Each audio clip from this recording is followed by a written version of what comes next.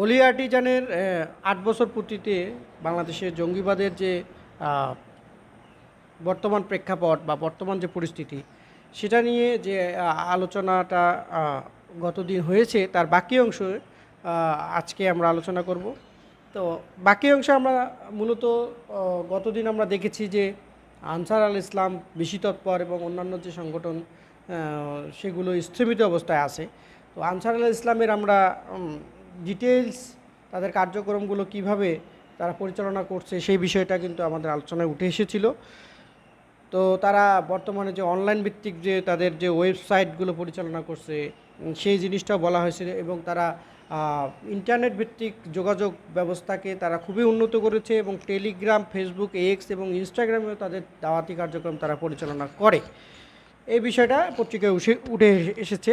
এরপর দৃশ্যমান কর্মকাণ্ড না